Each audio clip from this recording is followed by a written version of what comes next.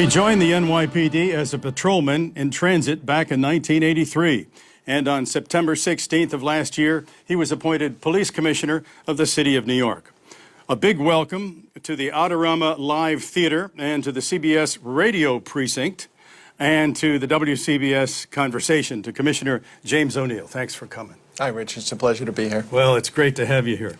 So I want to start out with a very basic question. What was it that made you want to be a police officer?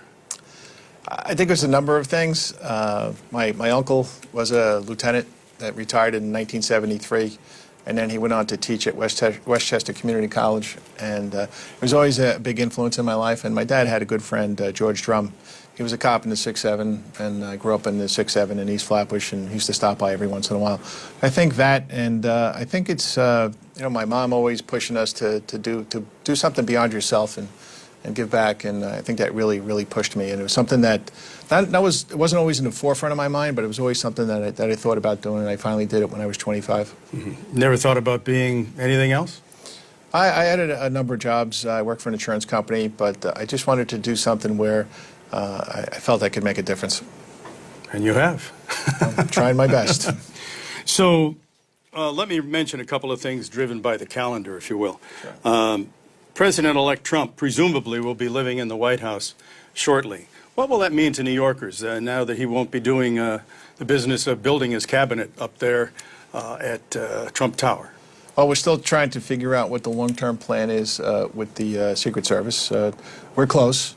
I think if Mr. Trump, the President-elect Trump, stays down in Washington, that will ease the burden on the NYPD and the Secret Service a little bit up here. But we still have to worry about Trump Tower. You know, it's a bit of an icon now. There's many people that come there every day.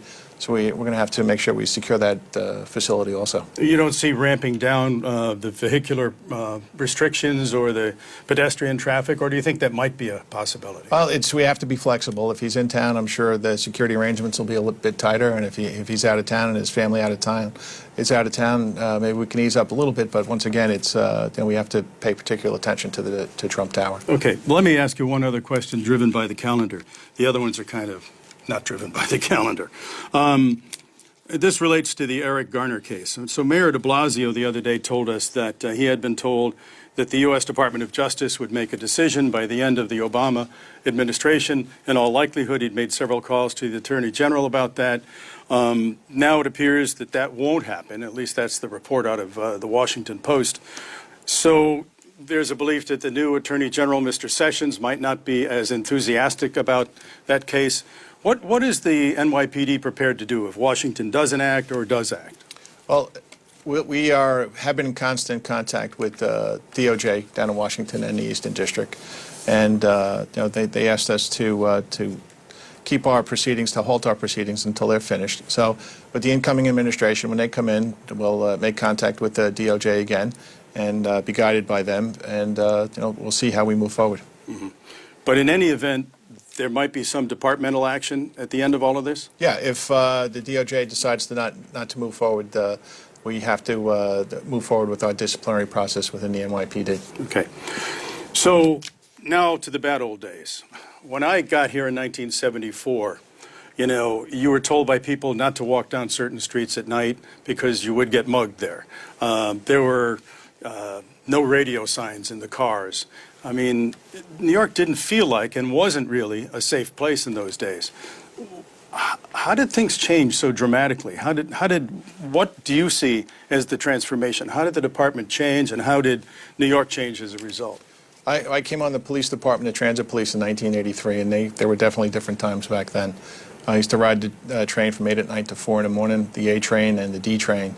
And it was a lot different than the riding experience now of the people that use the subway. I think the change started under Mayor Dinkins with Safe Streets, Safe City, with hiring the additional police officers. And I think under Commissioner Bratton and then Mayor Giuliani, we went right to where the issues are, right to where the crime is.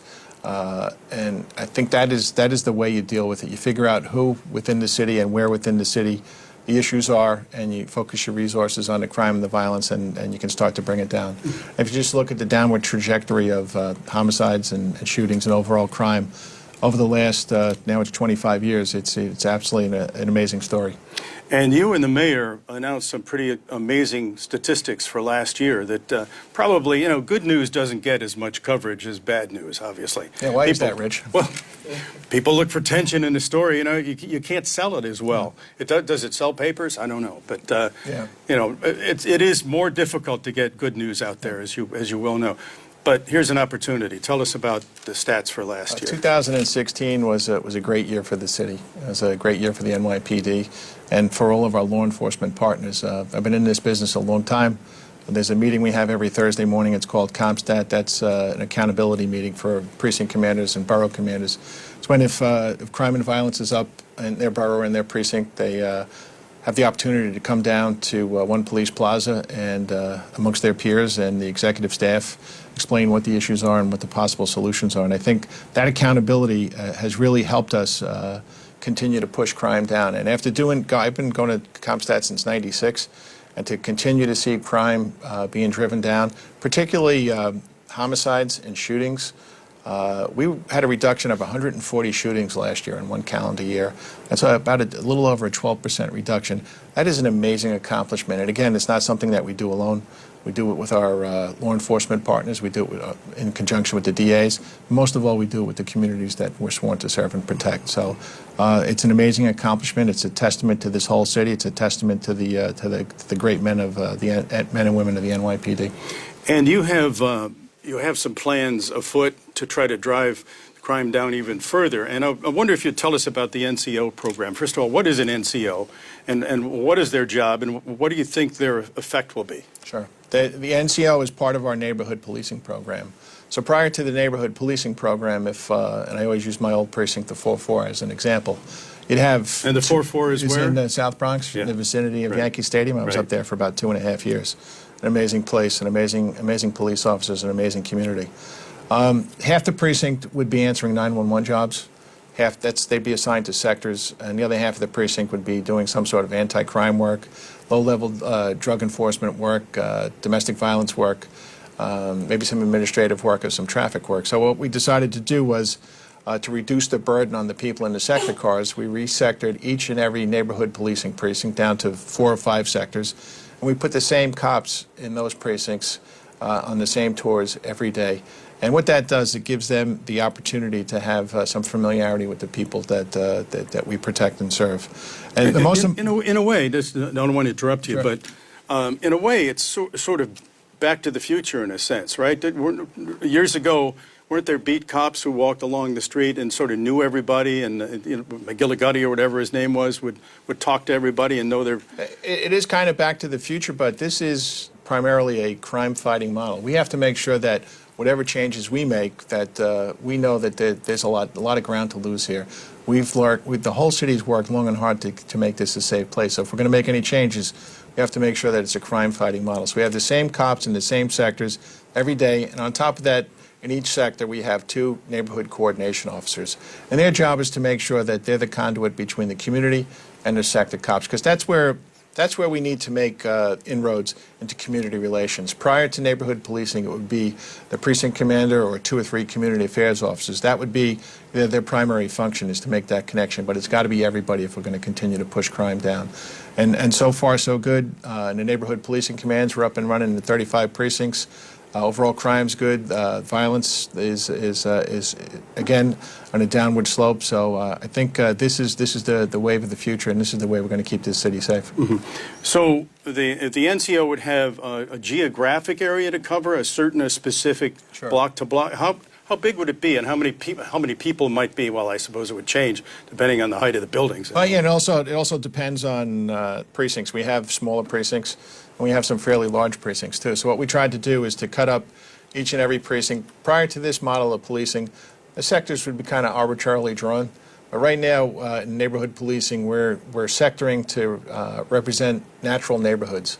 Once again, going back to the 44th precinct, we have Highbridge is a natural neighborhood, so it's the same cops up there with the NCOs. I just have to, as not an offshoot, but as a direct part of neighborhood policing, we have what we call precision policing too, and that is really our focus is on a very small percentage of the population in the city that's involved in violence and crime. So last year we had 90 crew or gang takedowns, resulting in the arrest of just about 1,000 people, and working in conjunction with all the district attorney's offices and the U.S. attorneys, both the Eastern and the Southern District, and our federal law enforcement partners, particularly the FBI and the U.S. Marshal Service and the DEA.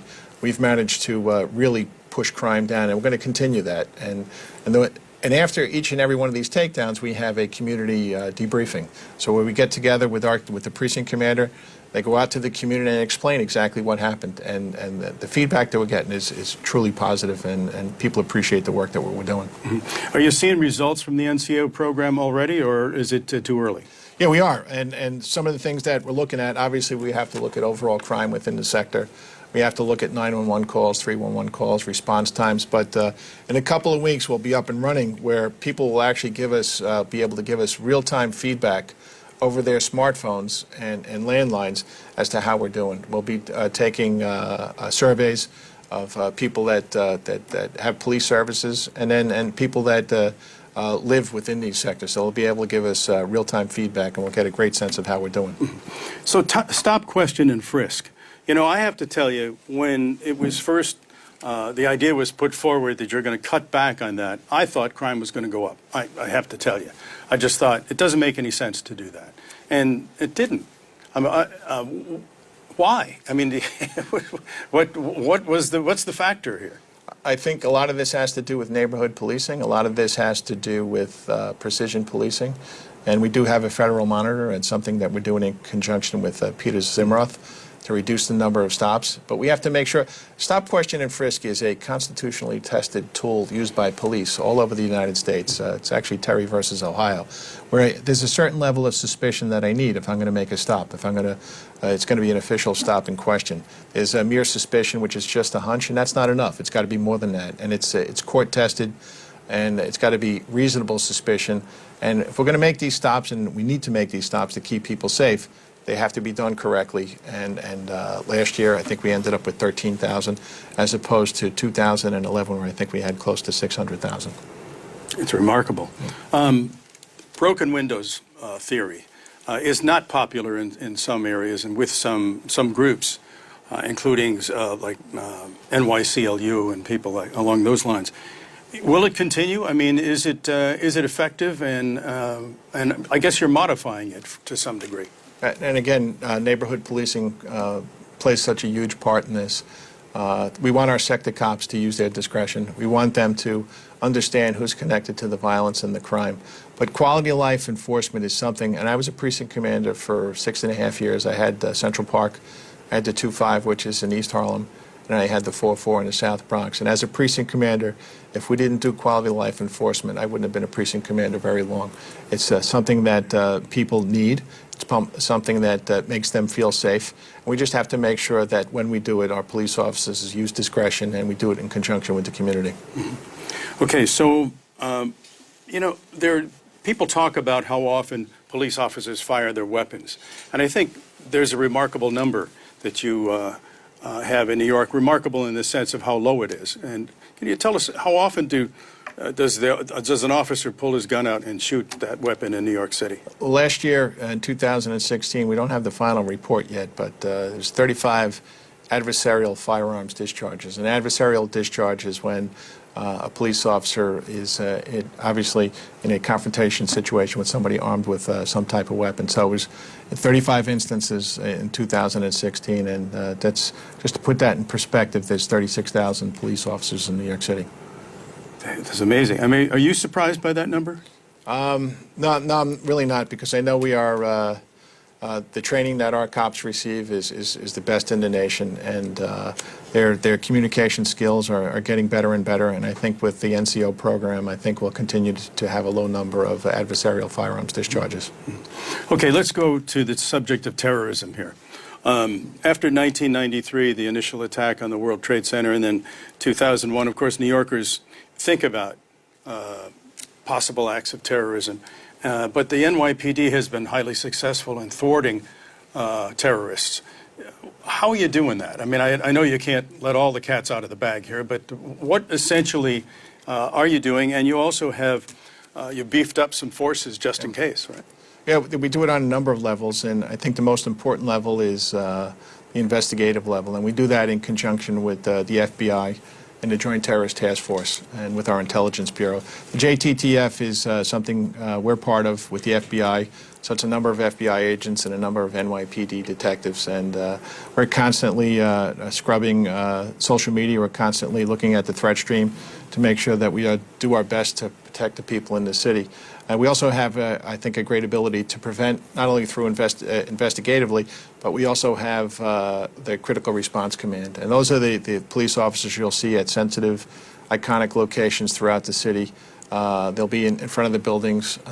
Sometimes they'll be armed with long guns, and they are used as a deterrent. And we also have a tremendous ability to respond if God forbid something does happen. We have the strategic response group and of course, our emergency service unit personnel. So 2 years ago, at any one time, we'd probably have only 2 or 3 dozen people out there with access to long guns, and now it's a couple of hundred. So, that should put New Yorkers at ease. We do have the ability to prevent, investigate, and respond, as was seen during my first full day on the job back on September 17th during the Chelsea bombing. We were able to identify somebody within 35 hours, and we were able to apprehend them thanks to the brave men from Linden, New Jersey, within 50 hours. Is that something that keeps you up at night, the kind of lone wolf attack, rather than an organized group, or something you could detect in advance, or see some traffic somewhere that would give you some hints and clues? Yeah, there's a number of things that keep me up at night, and traditional crime, of course, because that's what our primary mission is. But terrorism also is something. But it kind of keeps me up at night. But we are prepared. Right now, we just finished up a drill, a tabletop exercise. So this is something that we're constantly concerned with, something that we're constantly drilling on to make sure that we can be at our best to prevent any possible terrorist act. Mm-hmm. So I saw online that you have a Twitter account. I do. And I don't do that, but do you enjoy Twitter, or do you just have somebody send stuff out to? Is it a great way to communicate, or how do you view it? I think it's a great way to communicate. I think it's instantaneous. I'm out and about the city all day, and it's important that the people of the city know what the police department is doing. And I think this adds to a sense of transparency. Mm-hmm. And can you tell us about the smartphones that the police officers have now? What are the advantages there? That's pretty remarkable when you think about it. I mean, I can remember Commissioner Bratton saying way back that officers would pound on manhole covers with their nightsticks to communicate back and forth before radios, Yeah, when I first came on in 1983 as a transit cop, we did have radios, but they were intermittent at best. So now each and every police officer has a smartphone. And it's what it does, it gives us the ability, if you get assigned a job, we can actually see what the whole job is, what the 911 call is, not just what the dispatcher puts out over the air. But it also gives us the ability to, as we're responding to the job, to look up that address, to see if there are any issues there, to see if there are any people there that might be dangerous. It's just a fantastic tool for our police officers. And there's a number of other apps that each and every cop has an email address now. We have a language translator on there, so it's just a great tool, and I wish I had it back in 1983. So I want to talk about a great police officer for a couple of seconds. I know you knew Stephen McDonald, Detective Stephen McDonald. Tell us about what kind of an example he set for the department. What did he do, too? He was very interested, I think, in speaking to other officers and in inspiring them with his story, right? I met Stephen back in 1999 when I was the commanding officer of the Central Park Precinct. Obviously, he got hurt in 1986. I came on in 83, so I did know about him. But Stephen was actually officially assigned to the Central Park Precinct, and he came in to speak to roll call one day. What an amazing human being. He's a man that struggled for every breath, but he didn't waste a moment. Every chance he got, he was out speaking to roll calls, speaking at schools, speaking at churches, just spreading the message of forgiveness and faith and perseverance and goodness. And an incredible human being. We had his funeral on Friday. I think his son Garner and his wife, Patty Ann, are two tremendous human beings also. And for Connor to have the strength to go up at St. Pat's and give a terrific eulogy, I think it speaks to the quality of that family. Mm-hmm. So, how are you enjoying being police commissioner? I mean, are there fun parts to this job? Is it all worry and stress, or are there some glorious moments that come to mind? It is. It's not exactly what I imagined. I did get to work very closely with Commissioner Bratton for 2.5 years. I don't think he told me everything, or I wasn't with him every second of the day. But until you're in the shoes, you don't find out, huh? Yeah, I just actually saw him today. We had that conversation. It is a tremendous job. I know there's a lot of responsibility, but I could not work with better people. I'm a lucky person to have this job. Starting out as a transit cop in 1983, never in my wildest imagination did I be sitting in this chair today. So I'm a lucky person. I work with great people, and I live in a great city, so this is the opportunity of a lifetime for me. You look like you're in really good shape. How do you stay in such good shape? What's your regimen like? What's a day in the life of Police Commissioner O'Neill like? What time do you get up in the morning, and what time do you go to bed at night, or is there any usual day? I try to have some sort of schedule. I get up at 6. I come into work at 6:30. I have a road bike hooked up to a stationary trainer. So I try to do at least a half an hour on that. I have a pull-up bar, I have a bench, push-ups, sit-ups, and I've actually had the opportunity over the last 4 weeks to start playing ice hockey again. I played ice hockey and roller hockey my whole life. I missed it. I haven't played in about a year. It's tough to get back into shape, but I think that's how it's good for me to do that. It gives me an hour out of the week where I can de-stress a little bit, but I think it's important that you stay in shape. I think if you stay in shape physically, it makes the mental challenge a little bit easier. If somebody checks you real hard, what do you do? I'm a man of peace. I've also heard something about a motorcycle. Is that, are those rumors true? Yeah, I do have, I actually have a couple of motorcycles. I've been riding motorcycles since I was 12. But again, not a lot of time. I did manage to go out and meet up with my brothers in June. We met in Vancouver. We went on a 5-day motorcycle trip through British Columbia, and what a great experience, not only to be on a motorcycle, but to be with my two brothers. So, I tried to make sure that I get time away, but I really don't want to miss anything either.